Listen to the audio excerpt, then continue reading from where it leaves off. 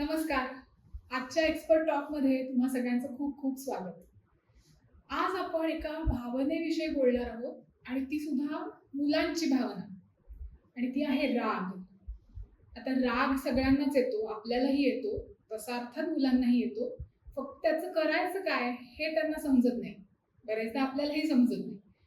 पण मग मुलांना राग येतो तेव्हा काय करायचं पालकांनी? तो शांत कसा करायचा किंवा तो चांगल्या प्रकारे एक्सप्रेस कसा करायचा हे आपण त्यांना शिकवू शकतो का? अशा सगळ्या विषयांवर बोलायला आज आपण योगिनी गांधी यांना इथे बोलवलेलं आहे. तर योगिनी, तुमचं आजच्या पॉडकास्टमध्ये खूप खूप स्वागत. त्यांची थोडक्यात ओळख करून देते. स्वतःला समजून कसं घ्यायचं किंवा स्वतःत बदल कसे करायचे, म्हणजे सेल्फ डेव्हलपमेंट या विषयावर त्या अनेक वर्ष काम करतायत. मुलांसाठी, पालकांसाठी आणि सगळ्यांसाठीच त्यांच्या झेन जी या संस्थेतर्फे त्या खूप वर्कशॉप्स घेत असतात आणि त्यांचा प्रत्येकच भावनेशी आणि सेल्फ इम्प्रूव्हमेंटशी असा जोडला गेलेला भरपूर अनुभव आहे, तो आज आपल्याला ऐकायला मिळेलच. तर सुरुवात करूया. आपण तसं नेहमीच ऐकत आलेलो असतो ना की राग कंट्रोल करता आला पाहिजे, रागाचा सुद्धा निचरा झाला पाहिजे किंवा राग आलाच नाही पाहिजे. तर ह्यातलं नक्की काय बरोबर आहे किंवा कसा आपण त्याच्याविषयी विचार करू? तर राग हा येणारच आहे, तर तो कंट्रोल करायचा आहे. म्हणजे तुम्हाला तो निचरा करण्याची सवय लावून घ्यायची, योग्य पद्धतीने कसा निचरा करू शकतो. ओके. कारण त्या रागाच्या निचऱ्यामध्ये आदळापट करणं, फेकणं, मारणं ह्या गोष्टींमुळे नुकसानही होऊ शकतं. स्वतःचंही नुकसान होतं किंवा इतरांचंही नुकसान होतं, वस्तूंचं नुकसान होतं. तर हे न करता योग्य पद्धतीने कसं मी माझा राग शांत करू शकतो हे आपल्याला मुलांपर्यंत रोजच्या वागण्यातून पोचवायचं, ज्याने त्यांना समजेल की ह्याही पद्धती आहेत माझा राग शांत करण्यासाठी किंवा मला राग आला असं. राग तर येणार आहे आणि तो कंट्रोल करायला फक्त आपल्याला शिकवायचं आहे मुलांना. सो मग मुलांना राग आलेला असताना आयडियली पालकांनी कसं वागलं पाहिजे? आयडियली पालकांनी काय करायला हवंय की शांत राहणं अपेक्षित आहे पालकांनी. ओके. त्या मुलाला जवळ घेणं अपेक्षित आहे, त्याची काय चिडचिड होते ते समजून घेणं अपेक्षित आहे. ओके. आणि त्याचं म्हणणं ऐकून घेण्याची अपेक्षा आहे. पण हे दरवेळेसच शक्य होईल असंही नाही. पण एकाने शांत राहणं, जेव्हा दुसरा चिडलाय तेव्हा एकाने शांत राहणं हे अपेक्षित आहे राहणं असेल. माझा पुढचा प्रश्न तो हाच होता की आयडियली ठीक आहे की शांत राहिलं पाहिजे, आपणही ऐकून आहोत आणि माहितीच आहे, पण रियालिटीत तसं होत नाही.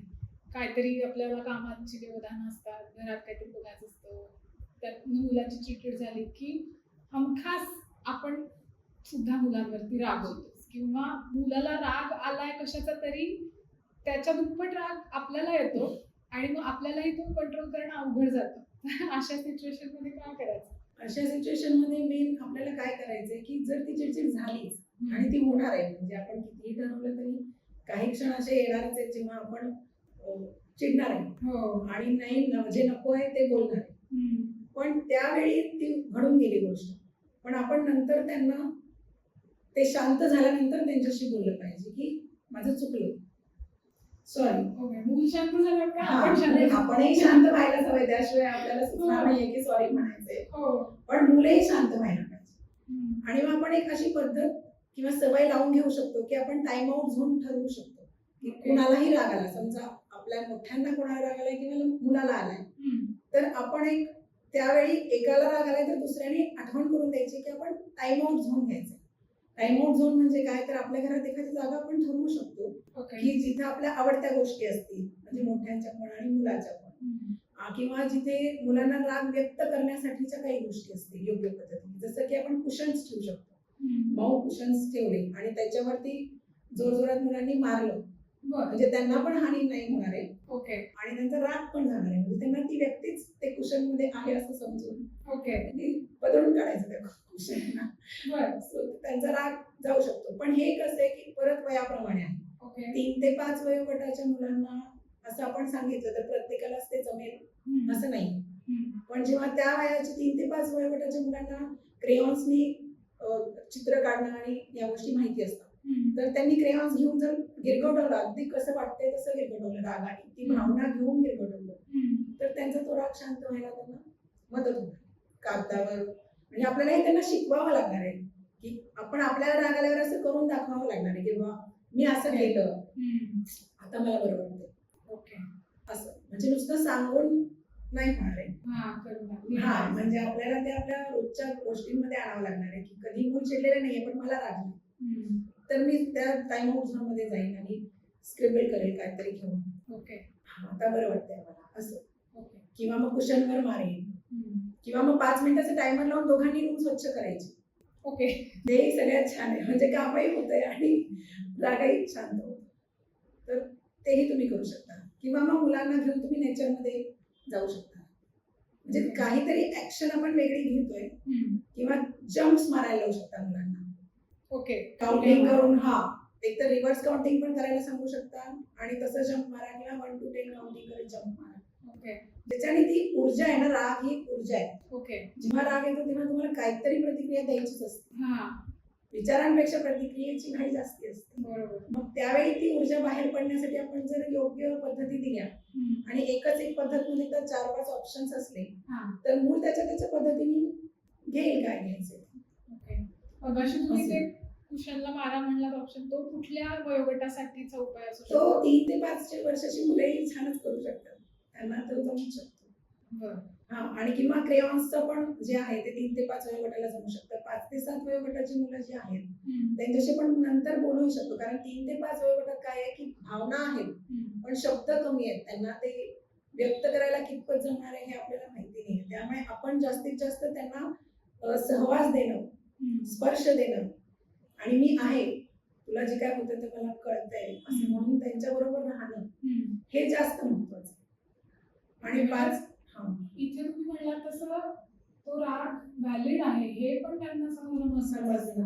हो, कारण त्यांचा राग हा विनाकारण नाहीये ना. त्याच्यामागे काय कारण आहे म्हणजे आपल्याला वाटेल की काय विनाकारण चिडतात पण त्याच्यामागे जे कारण आहे ते आपण समजून घेण्याचा प्रयत्न केला पाहिजे. आपल्या मुलाला काय वाटतंय, त्याचं काय म्हणणं आहे. कारण त्या रागाच्या खाली पण एक वेगळी काहीतरी गोष्ट आहे की ज्याच्यामुळे ते चिडतात. म्हणजे जर आपण बघितलं तर प्रत्येक मुलाला हवं असतं की मला सीन, हर्ड आणि हेल्ड व्हायला पाहिजे. म्हणजे मी जे करतोय ते बघितलं गेलं पाहिजे. म्हणजे माझ्याकडे लक्ष आहे. I am scene. हर्ड म्हणजे काय की मला जे काही म्हणायचे ते ऐकण्यासाठी कुणीतरी आहे. ओके. माझ्याकडे. आणि हेल्ड म्हणजे मला जेव्हा आदळआपट करायची वाटते, रडावंसं वाटतंय किंवा जे काही करावं असं वाटतं तेव्हा पण माझ्याजवळ मला धरून ठेवायला, मला स्पर्श द्यायला, मला सपोर्ट करायला कोणी ना कोणीतरी आहे माझ्याकडे. या म्हणजे ही सगळ्याच माणसांची गरज आहे ऍक्च्युली. आपल्या मोठ्यांना सुद्धा ही गरज आहे. आणि ही जर आपण त्यांना भावना देऊ शकलो की ते आहेत, त्यांचं महत्व आहे घरामध्ये, तर जो बंध तयार होतो, जो कनेक्ट तयार होतो मुलांचा आणि पालकांचा, तेव्हा मग आपल्याला भीती नाही राहत की आपलं मूल कसं होईल. कारण जनरली काय होतं की राग आला किंवा काहीही असेल तरी आपल्याला फ्युचरच्या दृष्टीने खूप भीती वाटते की आता हे मूल असंच होणार आहे का, हे चिडकच होणार आहे, हे रागेटच होणार आहे, हे असंच राहणार आहे, अगदी वडिलांसारखं आहे किंवा काही ना काही असं आपल्या मनामध्ये तसं वागेल.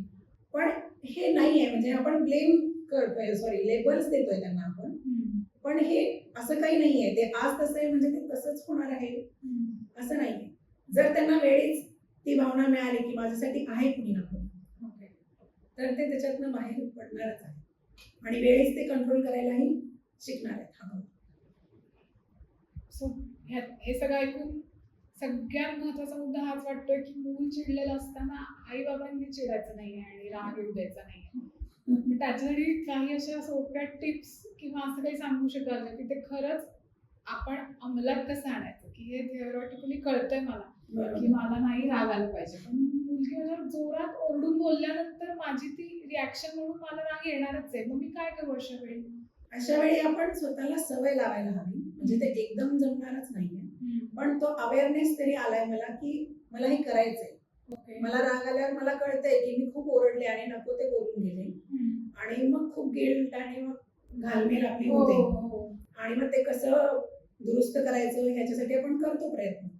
पण मग हे घडून गेल्यावर कळतंय. बरोबर. त्याच्या आधी कळण्याचं आता मी ठरवलंय मनाशी ओके. तर मी काय करणार आहे की मला खूप राग आलाय, तर मी सांगणार आहे की बाबा मला 5 मिनिटं वेळ पाहिजे, मला ह्या गोष्टीचा खूप राग आलाय, मला 5 मिनिटं शांत होऊ दे, किंवा मग आपण या गोष्टीवर उद्या बोलूया किंवा संध्याकाळी बोलूया. ओके. आणि मी आता शांत होते. ओके. आणि मग त्या टाइम आउट झोन आपण जे मगाशी बोललो तिकडे तुम्ही जाऊन तुमच्या आवडीची गोष्ट करा, गाणं ऐका, वाचा, ओके. काही जे तुम्हाला आवडते, किंवा तुम्ही पण कुशनवर सो त्यामुळे तुम्हाला शांत वाटेल. आणि आपली पण ती भावना ओळखणं खूप महत्वाचं आहे. जितकं की मूल का चिडलंय हे आपण बघतोय आता, तेवढं मला राग आला आहे. आय थिंक नुसतं ओळखलं तरी तो कदाचित शांत व्हायला थोडीशी मदत होऊ शकेल. आणि तो शांत झाल्याशिवाय तुम्ही काही डील नाही करू शकत, आणि तुम्ही त्यांना पण पोचवू नाही शकत जे पोचवायचे. त्याच्यामध्ये मूळ मुद्दाच बाजूला राहतो आणि रागामध्येच सगळं त्याचं शेवट होतो आणि हाती काहीच नाही लागत. सो शांत झाल्यावर आपणही तो योग्य प्रकारे हाताळू शकतो आणि मुलांशी बोलू शकतो. म्हणजे 7 वयोगटाच्या पुढची जी मुलं आहेत ती तर अगदीच आपण त्यांच्याशी कम्युनिकेशन करू शकतो की काय झालं, मग अशी तू भांडलास, त्याला भांडताना ढकललंस, काय वाटलं तुला, तू आणखी काही करता आलं असतं का तुला वेगळं. पण हे कधी कधी आवडतही नाही ना मुलांना असं विचारलेलं, तर मग पण आपण ते आपलंही शेअर केलं ना, म्हणजे आवडत नसतंच कोणाला. आपणही आपल्याला जेव्हा राग येतो तेव्हा जर मुलांशी मोकळेपणाने बोललो की मला ना आता खूप राग आला, किंवा त्यावेळी खूप राग आला आणि मी त्याच्याशी असं बोलून गेले वेडवाकडं, पण मला असं बोलायला नको होतं, मला आता वाईट वाटतंय, तर मी म्हणू का त्याला जाऊन सॉरी. ओके. म्हणजे तुम्ही त्याचं, म्हणजे आपल्याला काय होतं ना की पालक म्हणून आपण एकदम आदर्श असलं पाहिजे, सगळं चांगलं दिलं पाहिजे, मुलांनी सगळं चांगलं केलं पाहिजे, ही खूप एक प्रकारे प्रेशर असतं आपल्याला. पण त्यापेक्षा आपण जे आहे, आपण जसे आहोत तसं आधी स्वतःचा स्वीकार केला आणि तेच मुलांबरोबर जर आपल्या रोजच्या कम्युनिकेशन मध्ये मांडलं तर मुलांनाही लक्षात येतं की इतकं सोपं आहे. म्हणजे राग येत पण असतो आणि जात पण असतो. इमोशन ही टेम्पररी आहे ऍक्च्युली. त्याच्यातून जे जाणवतं ना ते खूप खोलवर राहतं, फिलिंग खूप खोलवर राहतं आणि त्याचा परिणाम जास्त होतो. सो मग ते इमोशनच्याच लेवलला आपण ते कसं त्याचा निचरा करूया जेणेकरून आपल्याला त्याच्यामध्ये अडकायला होणार नाही. तर हे आपण आपल्या वागण्यातूनच सोप्या पद्धतीने दाखवू शकतो की मला पण असं होतं बाबा, मान्य करूया. आणि मग तेव्हा मी असं केलं, तुला काय वाटतं मी काय करू शकले असते वेगळं. याच्याने तुम्ही त्यांना पण इन्व्हॉल्व करताय तुमच्या गोष्टींमध्ये. आता तुम्ही बोलताना एक खूप इंटरेस्टिंग म्हणलं की इमोशनच्या लेवलला डील करूया आणि फिलिंग पर्यंत नको जायला. तर ह्या दोन वेगळ्या गोष्टी आहेत का? आणि राग ही इमोशन आहे का? राग हे इमोशन आहे. ओके. पण भाव म्हणजे फिलिंग म्हणजे काय म्हणून आपण भाव, मला काय वाटलं, राग आल्यावर मला काय वाटलं. ओके. मला खूप वाईट वाटलं, मला वैताग आला, मला असं वाटलं एक ठेवून द्यावा त्याला. जे काही मला वाटलं ना ते फिलिंग आहे. बरोबर. आणि मग कधी कधी हर्ट पण होतो आपण त्याच्यात, की दुखावलं जातं खूप जास्त. ओके. आणि मग ते फिलिंग जर जास्त काळ आपल्यामध्ये राहिलं, म्हणजे मुख्यतः काय होतं की 3 ते 5 वयोगटातली मुलं पटकन विसरून जातात. आपण बघितलं तर ते अशी डोक्यात ठेवून नाही बसत. झालं भांडण, झालं संपला विषय. 5 वयोगटाच्या पुढे थोडस ते त्यांचं अनालिसिस टाईप सुरू होतं की असं झालं, मला हे झालं, त्यामुळे राग आला, तो असं म्हणाला, असं. पण 7च्या पुढे आपण त्याची स्टोरी बनवायला लागतो. ओके. म्हणजे आपले विचार आणि आपली भावना याची मिळून आपली स्टोरी तयार व्हायला लागते की हे नाही माझ्याशी नेहमीच असे वागतात, ही मोठी माणसं अशीच करतात, किंवा तो माझा मित्र आहे ना नेहमी मलाच खेळायला घेत नाही. असं आपण ते फिक्स करत जातो आपल्या डोक्यात. तर मग त्यांच्याशी तर आपण नक्कीच चर्चा करून ह्या गोष्टी शेअर करून त्यांना सांगू शकतो की असंही होत असतं आणि it is okay to be not okay. हे खूप महत्वाचं आहे, कारण कायमच तुम्ही असं सगळं छान आणि असं नसणारच आहे. असं गुडी गुडी करत नसतेलच, काहीतरी वाटेल, काहीतरी दुखेल खुपेल, पण राग ह्याच्यामुळे आलाय, त्याच्या खालचं फिलिंग काय आहे हे समजून घ्यायला पाहिजे. आणि हे त्यांना आपल्यापाशी मला असं वाटतं की मोकळेपणाने व्यक्त करता आलं पाहिजे, किंवा त्यांना वाटलं पाहिजे की मी सांगू शकेन. तसा कनेक्ट आय थिंक नक्की म्हणजे काय वेळ करून ठेवायला खूपच महत्वाचं आहे ते. कारण कनेक्ट जो तुम्ही म्हणालात ना की जसं आपण म्हणाल की मुलांना सीन, हर्ड आणि हेल्ड असणं खूप महत्वाचं आहे प्रत्येकाला. तसंच आपण हा राग व्यक्त किंवा कुठलीही इमोशन व्यक्त करण्याची पण एक पद्धत आहे, ज्याला SEW आपण असं म्हणू शकतो, की आता जर समजा मला राग आलाय हा. तर आपण ते कसं बोलायचं. अगदी तुम्ही 3 वर्षापासूनच्या मुलांबरोबर सुद्धा बोलू शकता, पण खूप जास्ती बोलायचं नाहीये, कमीत कमी शब्दात. ओके. वयोगटाप्रमाणे तुम्ही ठरवू शकता की किती बोलायचंय आणि काय बोलायचंय. तर एस फॉर सेन्सेशन. ओके. मला काय होतं जेव्हा राग येतो, तेव्हा मला काय होतं, माझ्या शरीरात काय होतं. थरथर होते, डोकं गरम होतं, माझी चिडचिड व्हायला लागते, असं शरीरामध्ये सगळं भीती वाटायला लागते राग आला तरी. किंवा जे काय होतं राग आल्यावर शरीरामध्ये काय बदल होतो ते त्यांना आपण म्हणू शकतो की मला असं होतं. ओके. आणि मग ई फॉर इमोशन, की भावना काय येतात मला राग आल्यावर. की मला असं वाटतं की मला काहीतरी समजत नाहीये की मी काय करू ह्याचं, अस्वस्थता होतीये, हेल्पलेस वाटतंय, असं होतंय. जे काय होतंय ते तुम्ही तिथे व्यक्त करू शकता. आणि वॉन्ट, मग मला काय पाहिजे, ते सगळ्यात महत्वाचं आहे की मला काय पाहिजे. तर मला पाहिजे की तुम्ही माझं समजून घ्या, मला का राग आलाय, त्याच्या मागचे माझे म्हणणं काय आहे हे समजून घ्या, हे मला पाहिजे. आणि जरी माझं चुकत असेल तर माझ्या बरोबर राहा. म्हणजे जेव्हा आपल्याला पण राग येतो ना, तेव्हा आपल्याला हवं असतं की कोणीतरी प्रेम करावं, आपल्याला समजून घ्यावं. तर तेच मुलांनाही हवं असतं. बरोबर. पण प्रत्येकाचं त्या वेळेसची नीड वेगळी असू शकते. तर ती त्यांना शब्दात मांडता आली तर हे खूप सोपं होऊ शकणार. बरोबर आहे. कारण आपल्याला राग आलेला असताना समोरची व्यक्ती चिडल्यावर, म्हणजे मी पण आठवतेय तेव्हा हे अनुभवलं की मला राग आलाय, मला समजवायच्या ऐवजी तूच का माझ्यावरती चिडतेस, असं जे होतं तेच मुलांचंही होत असणार आहे. त्यामुळे फक्त हे लक्षात ठेवून तसं शांतपणे वागलं पाहिजे. SEW हे एकदम काय म्हणतात शॉर्ट फॉर्म मध्ये लक्षात राहील आणि करून बघता येईल. तर प्रॅक्टिस करत राहायला लागेल त्याची. आणखी मला हे एक जस्ट शेअर करावं असं वाटलं की तुम्ही जो टाइम आउट झोन म्हणताय, टाइम आउटला थोडंसं नाही म्हटलं तरी निगेटिव्ह कॉन्नोटेशन आहे. टाइम आउट म्हणजे शिक्षा केली. फील गुड झोन म्हणा तुम्ही, नाव काही देऊ शकतो. एक शांतीचा कोपरा असं काही शाळांमध्ये असतं की त्या ज्यांना कोणाला राग आलाय त्यांनी त्या एका खुर्चीत जाऊन बसायचं आणि तिथे असंच तुम्ही म्हणलात तसं काही पुस्तकं, चित्र आणि हे ठेवलंय. तिथे तुम्ही बसून शांत व्हा आणि मग पुन्हा येऊन चांगला शेअर करा. सो असा एक कोपरा घरात सगळ्यांनी करायचा. पण अगदी लहान मुलांचं समजा आपण म्हणलं तर कधी कधी त्यांना हे सगळं करायचं पार इतकं रागलेलं असतो की ते आई बाबांनाही मारतात, केस ओढतात, तुम्ही म्हणला तसं खडू दिलं तर ते फेकून देतील, हातपाय झाडतील, लोळतील, गडबडतील.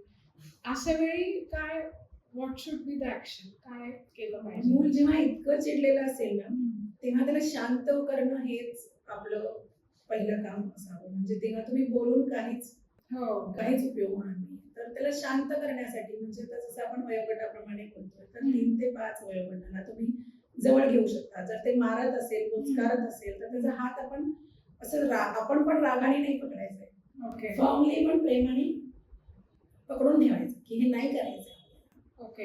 कारण मग त्यावेळेसाठी आपल्याला त्यावेळी आपण शांत असणं गरजेचं.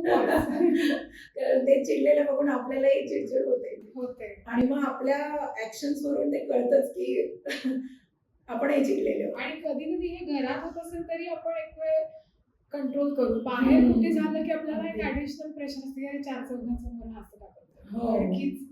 सो तिथे खरं दुप्पट शांत राहायला पाहिजे. हो, अगदी. याच्यावरून मला एक आठवलं की एक मुलगी होती जी तिला बाहेर गेलं की कायम खेळणी घ्यायची असायची. कारण गेलं की दिसतं सगळं नवीन नवीन आणि घ्यावंसं वाटणं साहजिक आहे. आणि मग नाही घेतलं की बसून रडेल, आपटेल, ओरडेल. आणि मग सगळ्या लोकांसमोर ही सिच्युएशन म्हणजे आपल्याला असं वाटतं की काय करू शकतो आपण. तर मग त्यावेळी तुम्ही एकतर जेव्हा मूल लहान असेल तर त्याला तुम्ही त्याचं दुसऱ्या गोष्टीमध्ये मन वळवू शकता की कारण क्युरियस असतात मुलं. तर त्यांना बोलून आपण वेगळ्या दिशेने नेऊ शकतो का की अरे आता आपल्याला काय, आपण इथे कशाला आलोय, आता माहिती का तुला, हे घ्यायला आलो आणि इथून पुढे कुठं जायचंय आपल्याला, असं काहीतरी सांगून त्यांना वेगळ्या दिशेने त्यांचा उत्साह वळेल. अशा पद्धतीने आपल्याला काहीतरी सांगायला हवं. किंवा जर मूल तेही ऐकण्याच्या स्थितीत नसेल तर पहिल्यांदा त्याला शांत करणं आणि तसंच ते न घेता घेऊन जाणं. कारण आपला फॉर्मनेस खूप महत्वाचा असतो. जर आपण ते आरडाओरडा करतोय म्हणून जर एखादी गोष्ट घेऊन दिली तर मुलांना नक्कीच कळतं. कारण मग ती मुलगी तिने तसंच केलं की ती वडिलांना बोलली आधी, वडील नाही लक्ष देतात, मग तिने आईला पकडली. मग आई काहीतरी बोलून की मागच्या वेळी पण आपण असंच घेतलं होतं आणि मग तुला दरवेळेस हवं असतं. पण ना शेवटी घे ना म्हणून ते घेतलं. जर ते घेतलं तर मग ते थांबणार नाही. तुमच्या वागण्यातून जर तो फर्मनेस दिसला की तू काहीही कर, आता आपल्याला हे घ्यायचं नाही, ओके, तेवढं शांत तुम्हाला राहता आलं तर ते आदळेल आपटेल पण थोड्या वेळाने ते शांत होईल. ओके, किंवा तसंच त्याला तिथून घेऊन पण आपण जाऊ शकतो की त्याला दाबून ओरडून मारून नाही, पण तसंच प्रेमाने तिथून उचलून आपण घेऊन जाऊ शकतो की नाही बा आपल्याला आता हे नाही घ्यायचं. ओके, आणि मग त्याच्यावर तुम्ही नंतर बोलू शकता घरी गेल्यावर की आपण काय करणार आहोत, आपण इथून पुढे बाहेर गेल्यावर कसं करणार आहोत, की दरवेळी आपण नाही घेणार आहोत. आता जसं म्हणलं काही काही मुलं खूप आदळआपट करतात, वस्तू फेकतात, मारतात, तर काही काही पालक असा उपाय करतात की अशा वेळी मुलांना खोलीत टाइम आउट द्यायचा, किंवा आता तू रड, काही कर, शांत झालास कीच बाहेर ये, किंवा जास्तच रागवणं, कधी एखादा फटका देणं. तर ह्या गोष्टींचा किती परिणाम होतो मुलांवर, किंवा याचा खूप खोलवर परिणाम होतो ऍक्च्युली मुलांवर. त्यासाठी आपल्याला त्यांना बंद करून किंवा शिक्षा देऊन उत्तर नाही मिळणार आहे. ओके, पण ठामपणा असायलाच हवाय आपल्यामध्ये की तू ही गोष्ट केली आहेस तर ह्याच्यामध्ये काय बदल आपण करू शकतोय हे बघणं महत्वाचंच आहे. पण त्याचं उत्तर शिक्षा हे असू शकत नाही. तर आपण त्यांनाच विचारू शकतो की आपण आणखीन काय काय करू शकतो. अर्थात हे वयानुसार असणार आहे. जसं आपण मगाशी म्हटलं की 3 ते 5 वयोगटाच्या मुलांना फार सांगून उपयोग नाही, तर त्यांना आपण त्या वेळेपुरतंच सोल्युशन काढलं पाहिजे. ओके, की ते खूप चिडलेत किंवा त्यांनी काही कोणाला पोचकारलंय किंवा हा. काही केलंय, तर आपण त्यांना शांत करून सांगू शकतो नंतर की राग आला का तुला, राग आला की पोचकारावंसं वाटतं का, मला ओरडावंसं वाटतं, बास. म्हणजे त्याच्यावर पुढे खूप जास्त काही गरज नाही, कारण ते परत विसरतात पुढच्या वेळी वेगळ्या पद्धतीने आणखीन काही करू शकतात. आणि ते खूपच होत असेल तर आपण त्यांना सांगू शकतो किंवा त्यांच्याबरोबर जे मोठे असतील त्यांनाही आपण सांगून ठेवू शकतो की थोडंसं त्याला राग आला तर तुम्ही त्याला जवळ घ्या किंवा त्याला लक्ष द्या की असं काही होणार नाही यासाठी. आणि सतत आपण सांगत राहिलो ना की, आणि गोष्टीचा खूप उपयोग ह्याच्यासाठी होऊ शकतो. जसं तुम्ही चिकोपिकूमध्ये पण देता तर त्याचा खूप उपयोग होऊ शकतो की त्यांच्या आवडत्या कॅरेक्टरला राग आल्यावर ते कसं करतंय याचं पण त्यांना जर उदाहरणं मिळाली ना तर ते आपोआप चेंज होत जातं. म्हणजे एकदम सगळा बदल नाही होणार आहे की आता तुम्ही 2दा सांगितलं मग असं वाटतं आपलं काय मी 2-3 वेळा सांगितलं पण हा काही पटतच नाहीये, कारण ही प्रोसेस आहे. तो पेशन्स देणं, त्यांना वेळ देणं हे आपल्याला करायलाच लागणार आहे त्या गोष्टीमध्ये. पण तो बदल होतो, पण शिक्षेने नाही होत, प्रेमाने आणि फर्मली राहण्याने होतो. प्रेम दिसलंच पाहिजे. म्हणजे मूल आणि त्याचं वागणं हे वेगळं आहे. मूल रागीट आहे म्हणून मला आवडत नाही असं नाहीये. माझं प्रेम आहेच आहे, ते रागीट असो, आदळापट करो, काही फोडो, काही करो, पण ते माझं मूल आहे आणि माझं त्याच्यावर प्रेम आहे हे जर पोचलं. पण तुझं वागणं मला आवडत नाहीये, ओके, तर त्यांना कळतं म्हणजे की हा फरक समजतो. हे वागणं तसंच त्याचं जे चांगलं वागणं असतं त्याचं पण आपण कौतुक केलं तर ते समजायला आणखी मदत होते की हे नुसत्याच चुका नाही दाखवत आहे की ते आपल्याला सांगतायत की हे पण छान केलं बाबा मी, तर मग मला हे असं नाही करायला पाहिजे. कारण आपल्याला कोणी पोच करलं जसं तुम्ही मगाशी म्हणाल तर कसं होईल, किंवा चावलं तर जर रक्त निघालं, जास्त त्रास झाला तर नाही आवडणार. त्यामुळे आणि ते राग पण त्यांचा जनरली घरी निघतो तो आई वडिलांवर किंवा जवळच्या व्यक्तीवरच. जर त्यांनी तुम्हाला चावलं वगैरे असेल तर आपण नंतर म्हणू शकतो मला बघ पाऊस झाला मग दुखलं खूप, मग ते त्यांना नाही आवडणार. आपल्या व्यक्तीला असं झालंय आपल्यामुळे असं नक्कीच बदल होऊ शकतो. फक्त रडू देणं, शिक्षा करणं हे कधीच नाही. रडू देणं ओके, पण असं रडू देणं नाही की त्याला कोणी बघायलाच नाही. कारण रडणं खूप चांगलं आहे. ओके, मुलांनी रडलं पाहिजे. त्यांचं मन भरेपर्यंत मुलं रडतातच बघा. एखादी जखम झाली असेल ते आई आली की रडतात, बाबा आले की रडतात, ते बराच वेळ रडत राहतात जोपर्यंत त्यांचं समाधान होत नाही की माझं सगळं पोचलेलं आहे सगळ्यांपर्यंत किंवा त्यांना जेवढं वाटतंय तेवढं. ओके, पण तेव्हा बरोबर त्यावेळी तुम्ही बरोबर राहून त्यांना जवळ घ्या, बोलू नका फार काय तर हो मला कळतंय मी आहे, हेच ते रडणं वेगळं. पण हे जे आहे की एकटं पाडून त्याला त्याचं तोच रडत बसलाय ते नाही, ते त्यांना त्रासदायकच होणार. आणखी आत्ताच्या काळात मुलांच्या रागाचं खूप वाढलेलं एक महत्वाचं कारण म्हणजे स्क्रीन. सतत त्यांना काहीतरी आईबाबांचा फोन हवा असतो किंवा त्यांचा स्वतःचं डिव्हाइस खेळायचं असतं, काहीतरी बघायचं असतं. आणि जरी असं ठरलं असेल की हा अर्धा तास बघ, तरी तो अर्धा तास संपतो तेव्हा मुलांना रागच येतो. हा एक प्रकार. दुसरा म्हणजे सतत हवं असतात नाही म्हणतात तेव्हा तर आदळापट होते, राग येतोच. तर या स्क्रीन रिलेटेड रागाला काही आहे का उपाय? स्क्रीन रिलेटेड रागासाठी आपण काय करू शकतो की स्क्रीन टाइम थोडा अवघड उपाय आहे कारण मोठ्यांकडेच वळणार आहे. आपण जर समजा असं ठरवलं की हा अर्धा तास आपण सगळेच घरातले लोक आपली स्क्रीन बघणार आहोत समजा, ओके, म्हणजे तुम्ही जो काय वेळ बघ त्या वेळात त्याला काय बघायचं हे पण आपल्याला समजून घेतलं पाहिजे की समजा त्यांच्या आवडीनिवडींना प्राधान्य दिलं पाहिजे. पहिली गोष्ट, जर त्याला समजा कुठले आताचे जे कार्टून असतील जे मुलांना आवडत असतील ते बघायचे असतील तर त्याचा किती एका एपिसोडचा टाइम किती तेवढा वेळ बघणार आहे का? तर तुम्ही 30 मिनिटं दिली आणि ते 20 मिनिटात संपणार असेल तर त्याचा दुसरा एपिसोड सुरू होणार आहे आणि मग तो अर्धा नाही सुरू शकत. तर नेमकं त्याच्याशी पण हे बोलणं करावं की ह्याच्यात तुला नेमकं काय बघायचं. ओके, आता मी पण स्क्रीन टाइम घेते, तू पण स्क्रीन टाइम घे, मी हे बघणार आहे तू हे बघतोयस आणि आपण अर्धा तास वेळ देऊया.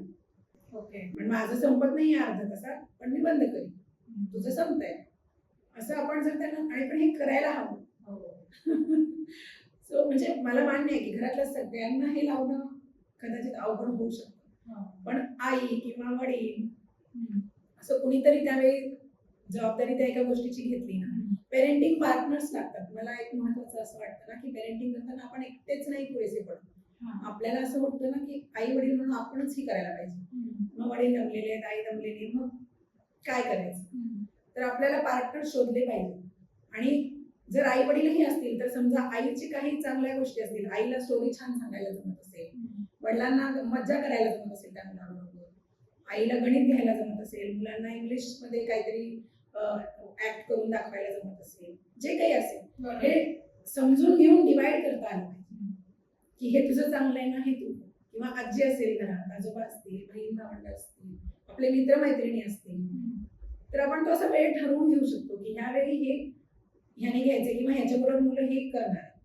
त्याच्यामुळे काय होणार की सोपं काम होणार आहे. मग ज्याला तेवढा पेशन्स आहे मुलांबरोबर त्यांनी ते स्क्रीन टाइमची वेळ जर हाताळली आणि मग त्यांना मजेशीर दुसरं काहीतरी करण्याकडे नेलं की चला आता स्क्रीन टाइम संपला, आपण छान काहीतरी हे करूया का, आता झाडांना पाणी घालूया का, किंवा आपण गार्डन मध्ये जाऊया का, किंवा जे त्यांना अजून इंटरेस्टेड आहे त्या स्क्रीन पेक्षा तिकडे बघू नको म्हणण्यापेक्षा चल आता हे आपलं संपलं, आपण दुसरं हे करूया का. म्हणजे बंधन दिलं ना की मुलांना तेच करायचं. आपल्यालाही तसंच असतं.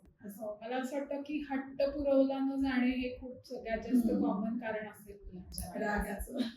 आणि मग त्यांना पण इतक्या लहान मुलांना सुद्धा आपण फर्म राहिलेलं कळतं का, म्हणजे की नक्कीच आता कळतं. नाहीच काही तुम्ही बघाल तर ती मुलं आजीकडे वेगळा हट्ट करतात, आईकडे वेगळा हट्ट करतात. म्हणजे त्या मुलांना अगदी कळत असतं की कुठे आपलं काय चालणार आहे आणि कसं चालणार. आणि हरकतही नाहीये, म्हणजे ते जसे आपल्याला ओळखतात तसं आपणही त्यांना ओळखायला हवंय की ह्याला हे का पाहिजे. म्हणजे थोडी मोठी मुलं असतील 5च्या पुढची तर आपण त्यांना विचारू शकतो की हे तुला का घ्यायचंय, काय करणार आहेस हे घेऊन. कधी कधी मित्रांकडे असतं म्हणून पण पाहिजे असतं. हट्टाचं काय असं करायचं हे काही प्रत्येक सिच्युएशन प्रमाणे वेगळे होईलच, पण आधी मुळात का हे थोडं बोललं पाहिजे त्यांना. फार त्या रागाच्या लेवलला जायच्या आधीच काही करता आलं. आणखी एक मला असा प्रश्न होता की बरेचदा मुलं बघून सुद्धा शिकतात ना की राग कसा एक्सप्रेस करायचा आहे. आता समजा मी इतके अनेक दिवस केली आहे चिडचिड की मी ओरडूनच बोललीये, काय नाही मिळा शांत बस, असं रागवून माझ्याकडनं बोलल्या गेलंय, पण आता मला लक्षात येते की हे बरोबर नाहीये. तर आता मी काय करू शकते ह्याच्या पुढे, का आता ऑलरेडी मुलांनी ते शिकलंय आणि दरवेळी चिडूनच ती बोलतील. असं काही नसतं ऍक्च्युली. आपण कुठल्याही वयात बदल करू शकतो. ओके, कारण आपल्या भावना आणि आपले विचार हे आपले आहेत ना.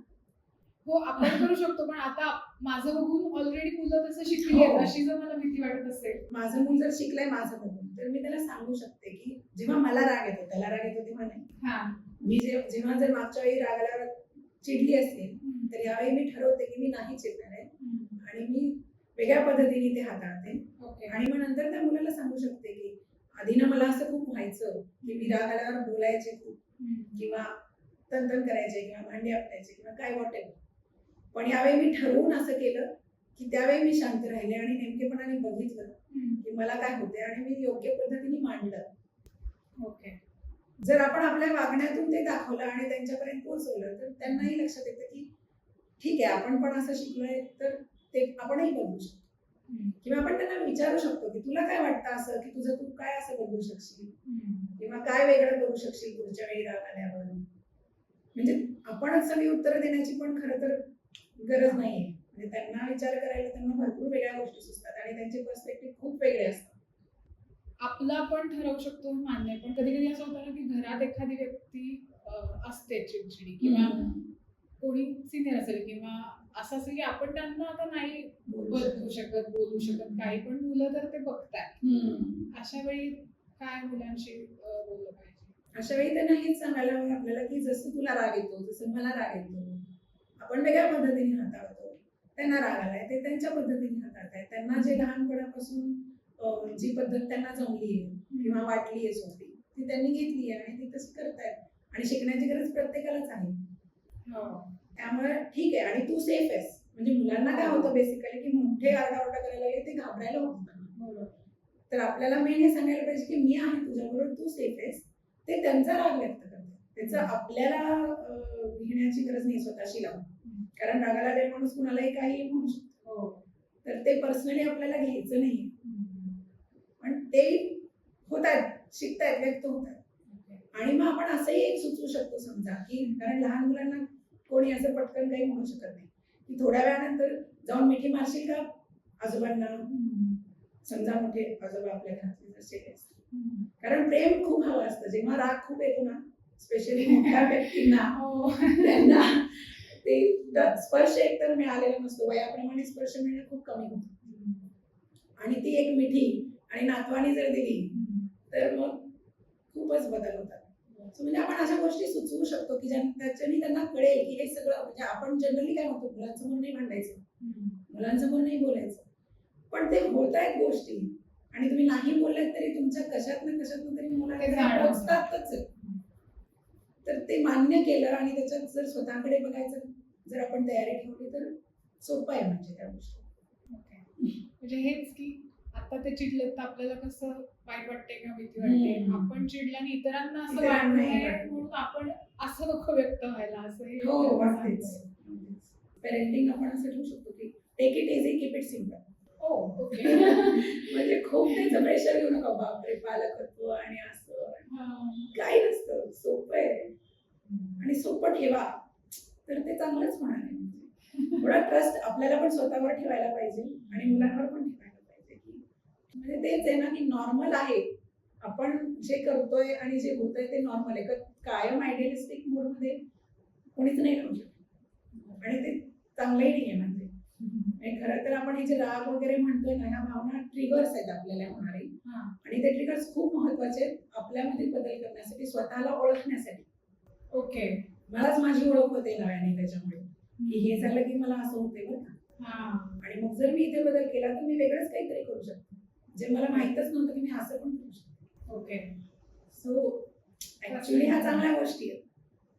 राग येणं किंवा आणखी भीती वाटणं, कुठलेही इमोशन्स, प्रत्येक इमोशन्स चांगलेच आहेत. फक्त आपल्याला त्याला कसं हाताळायचंय, कसं बघायचंय त्याच्याकडे. निगेटिव्ह असं काही नाही. आनंद जेवढा चांगला आहे तेवढाच राग चांगला आहे. तो ट्रिगर आधी अवेअर होणं आणि तो ट्रिगर काय आहे तो समजून घेणं. म्हणजे मग नेक्स्ट टाइम तो येताना दिसतोय तेव्हा आधीच आपण तयारी हे मोठ्यांना लवकर शिकते आणि मुलं पण खरं तर लवकर शिकतात. पण आपल्यामध्ये तो अवेअरनेस असेल तर आपण त्यांच्यापर्यंत पोहोचवू शकतो आणि ते आपल्यापेक्षा लवकर चेंज करतात ऍक्च्युली मुलं. म्हणजे ऍक्सेप्ट पण होतं त्यांना बऱ्याचशा गोष्टी. ठीक आहे. मग भरपूर छान गप्पा झाल्या राग या महत्वाच्या काय म्हणायचं भावनेविषयी. तर मग आता एकदा थोडक्यात असं काही सांगू शकाल का की राग आल्यावरच काहीतरी करायला पाहिजे असं नाही, तर रोजच्या आयुष्यात आपण काही बदल करू शकतो का पालकांनीही आणि मुलांनीही, ज्यांनी असं वारंवार राग येणं किंवा तो कंट्रोल न होणं ह्याच्यावर काहीतरी आपल्याला थोडंसं बदल करता येईल? रोजच्या जीवनातच बदल करणं जास्ती उपयुक्त आहे खरं तर. राग आल्यावर काही करण्यापेक्षा तर आपण रोजच्या आयुष्यामध्ये फक्त कसं आहे की आपण एक ती फॅमिली ऍक्टिव्हिटी म्हणून जर घेतली तर त्याच्याने असं होतं की एक तर आपल्यालाही बदल करायला मदत होते आणि मुलांनाही असं वाटत नाही की फक्त मीच आहे ज्याच्यामध्ये काहीतरी बदल करण्याची गरज आहे आणि बाकी सगळे परफेक्ट आहेत. ओके. So, तसंही त्यांना नाही वाटणार की सगळे सेम पेजवर आहे. बरोबर. ते खूप महत्वाचं आहे मुलांसाठी ओके. आणि आपल्यासाठी. तर आपण काही गोष्टी ज्या करू शकतो की बॉक्स मेडिटेशन करू शकतो. आपण बॉक्स मेडिटेशन म्हणजे काय की तुम्ही 4 काउंट्स मध्ये श्वास घ्यायचा आहे, हा. थांबायचे, तसंच परत 4 काउंट्स तो सोडायचा आहे. ओके. 4 काउंट्स मध्येच करायचं आहे आणि ओके. सोडल्यावर परत 4 थांबायचं काउंट थांबायचं. आणि परत श्वास घ्यायचा आहे. असं तो सर्कल फिरत राहील. बरं. आणि किती वेळ हे करायचं? अगदी 2 मिनिट केलं तरी चालेल, कारण मुलांना खूप वेळ हो. नाही शक्य. बरोबर. ओके. कारण शांत बसण्यातली पण जी गंमत आहे ना ती मुलांना अशी सांगून नाही करणार आणि कदाचित त्यांना मजाही नाही येणार फार सुरुवातीला. हम्म. पण सगळे मिळून जर करतोय तर त्याचा हळूहळू ओके. त्यांना फरक पडायला लागतो. 2 मिनिटाची 3 मिनिटं 3ची 5 मिनिटं असं आपण हळूहळू घेऊ शकतो. फक्त कन्सिस्टंटली करत हा. राहिलं पाहिजे, मिळून सगळं. मिळून सगळे. आणि त्याचबरोबरीने आपण अफर्मेशन कार्ड्स वापरू शकतो. सुवाक्य पत्ते ज्याला म्हणतो आपण, की ज्याच्यामध्ये मुलांना असं लिहिलेलं असतं त्या कार्ड्समध्ये की मला काय वाटतंय त्याच्या संबंधी, की म्हणजे मला माझ्याबद्दल विश्वास वाटतोय. ओके. तर अशी पॉझिटिव्ह वाक्य लिहिलेली असतात की माझं स्वतःवर प्रेम आहे, मी माझ्या मित्रमैत्रिणींशी आनंदाने खेळतो, माझ्या वस्तू आनंदाने शेअर करतो. अशा पद्धतीची वाक्य आपण त्याच्यामध्ये टाकू शकतो, जी आपल्याला हवी आहेत, की मुलांचं आपल्याला दिसतंय की इथे ते गोंधळ होतोय. ओके. आणि मी माझी वेळेचं नियोजन मी व्यवस्थित करू शकतो, जसं की आपलं स्क्रीन टाइम आहे, किंवा मला राग आला तर मी व्यक्त करू शकतो, शब्दात मांडू शकतो. ओके. सो मोठी असं. मुलं वाचू शकतील, लहान मुलांबरोबर आपण ते आपण म्हणायचं बोलू आहे शकतो. त्यांच्याबरोबर. आणि ते कार्ड्स मिळतात आणि आपण ते ठेवले जवळ, रोजच्याच ठिकाणी ठेवले तर मुलं ते बघू शकतात आणि आपण सगळ्यांनीच त्याच्याप्रमाणे त्या दिवशी वागलो ओके. तर अगदीच सोपं होऊन जाईल. किंवा ऍक्टिव्हिटी कार्ड्स पण असतात, डेली ऍक्शन कार्ड्स किंवा व्हर्च्यू कार्ड्स, आपले जेनझीचे पण कार्ड्स आहेत तसे. तर त्याच्यामध्ये तुम्ही काय करू शकता की फॅमिली टाइम, एकत्र मजा करायची, टंग ट्विस्टर करायचं सगळ्यांनी मिळून, किंवा मग जम्प्स करायचे, डान्स करायचे, किंवा उलट वाक्य म्हणायचे. अशा प्रकारच्या ऍक्टिव्हिटीज किंवा व्हर्च्युअल्स, जसं मी म्हटलं आपण मगाशी 5 मिनिट सगळ्यांनी क्लीन करायचे घर. ओके. ते नुसतंच सांगायचं नाहीये की तुझी रूमच नीट ठेवत नाहीये, किती पसारा झालाय. त्याच्यापेक्षा तू तुझी रूम कर, मी माझी रूम करते, 5 मिनिटं करायचं. 5 मिनिटं कुणालाच अवघड वाटत नाही. आणि आणखीन एक गोष्ट आहे की जेव्हा तुम्ही मुलांशी बोलताय तर त्यांच्या डोळ्यात डोळे घालून, त्यांच्या हातात हात घेऊन, ज्याच्याने त्यांना स्पर्श असल्याचं महत्व आणि ऐकलं जात आहे, जे सीन हर्ड हेल्ड आपण म्हणतो, ते आपल्या रोजच्या वागण्यातून दिसेल अशा गोष्टी करणं. आणि जेव्हा काही भावना होत आहेत तर त्या सेन्सेशन, इमोशन, वॉन्ट्स याद्वारे व्यक्त करणं. आणि त्या व्यक्त करताना आय लँग्वेज वापरणं. मला असं वाटतंय, ओके. तू असा करतोस असं नाही. ओके. म्हणजे नेहमी तू असा करतोस म्हणून मला असं होतं, म्हणून मला अंगात थरथरायला होतं आणि म्हणून मला असं करावं असं वाटतं, असं नको. मला असं होतं, ही घटना झाली आहे त्याच्यामुळे मला असं वाटतंय. ओके. मला असं वाटतंय की तू असा विचार करतोस, त्याचा विचार वेगळाही असू शकेल. ओके. तुम्हाला काय वाटतं? हा. आणि तसंच आणि त्यांनाही तेही तसंच सांगते की मला असं वाटतंय की मला हे करायचंय आता, असं. म्हणजे या पद्धतीने आपण करू शकतो. आणि त्याचबरोबर मग आपण त्यांना सेफ होम द्यायचंय आपलं. म्हणजे की आपण काय म्हणतोय की आपण जेव्हा सीन हर्ड हेड हा भाव देतोय त्यांना, तेव्हा त्यांना सेफ वाटतंय, काही झालं तरी ते आपल्याकडे येऊ शकतात. तर ते सगळ्यांनी ती घरामध्ये जबाबदारी घ्यायला पाहिजे की आपण अशा प्रकाराने वागू की त्याच्यामुळे मुलं आपल्याकडे येऊन बोलू शकतील असं. या गोष्टी आपण जर रोजच्या दिनचर्यामध्ये केल्या तर सगळेच जण आनंदाने राहू शकतील आणि बदल कुठलेही म्हणजे मोठे वाटणार नाही. बरं. आणि फिजिकल ऍक्टिव्हिटी किंवा खेळांमुळे काय उपयोग होऊ शकतो का? हो, फिजिकल ऍक्टिव्हिटीमुळे तुम्हाला नक्कीच एनर्जी त्यांची जी असते, खूप एनर्जी असते मुलांमध्ये, ती कमी, म्हणजे त्यांना ती वापरायची संधी मिळते त्याच्यातून.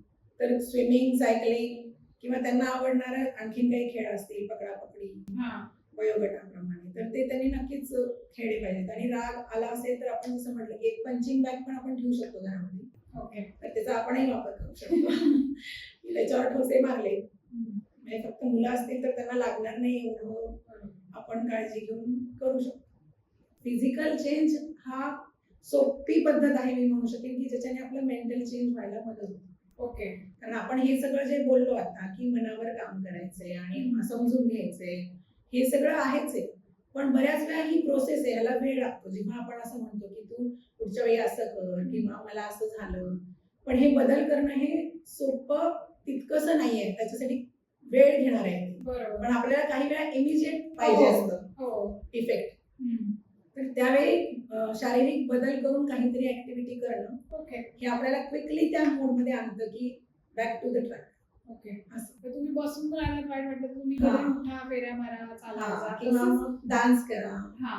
मग मुलांसाठी पण ते आहेच, म्हणजे हो. त्यांना आहे त्या सिच्युएशन मधनं बाहेर काढून काहीतरी वेगळं डिस्ट्रॅक्शन, पण हा. ते जर फिजिकल डिस्ट्रॅक्शन म्हणण्यापेक्षा क्युरिओसिटी त्यांची निर्माण Okay. करणारा क्रिएटिव्ह काहीतरी आपला थॉट त्यांना जर मिळाला, आपण एक सुरुवात केली तर त्याच्या पुढे त्यांचं क्रिएटिव्हिटी चालू राहतेच. ओके.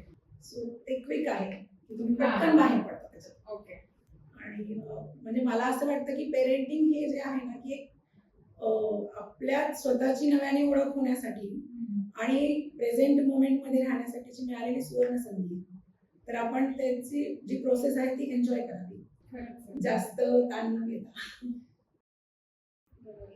मला असं वाटतं पालकांना पण बरेचदा असं वाटत असेल की पूर्वी मी एवढं चिडायचे नाही, आत्ताच चिडते मुलामुळे. पण मला असं वाटतं त्याच्या मागचं कारण हेच असेल की तेवढ्या जास्त वेगवेगळ्या सिच्युएशन्स तुम्ही फेस करता ज्या पूर्वी तुम्हाला कदाचित कधी अनुभवायला लागल्याच नसतील, आणि त्याच्यात दडलेलं तुमचे ट्रिगर आहेत हेही तुम्हाला माहिती नसतं. सो आणि पालक म्हणून एक वेगळी जबाबदारी असते.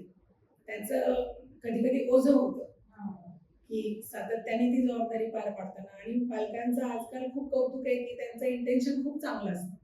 पूर्वी जसं होतं की पालकांना वेळच नव्हता एवढं सगळं बघण्यासाठी आणि करण्यासाठी, पण आजकाल खूप वेळ काढतात पालक आणि देतात. प्रेमही असतं, इंटेन्शनही असतं, पण गडबड होते अप्रोच मध्ये.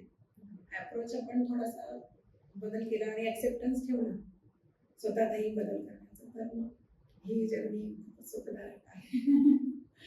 मस्त.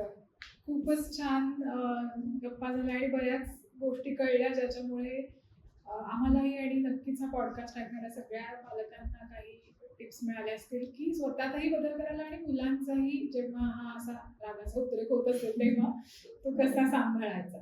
तर थँक्यू सो मच. थँक्यू. आणि पुन्हा असंच एखाद्या भावनेविषयी आपण गप्पा मारायला नक्कीच भेटूया. तुम्हालाही सगळ्यांना आत्ताचा एपिसोड कसा वाटला ते सांगा.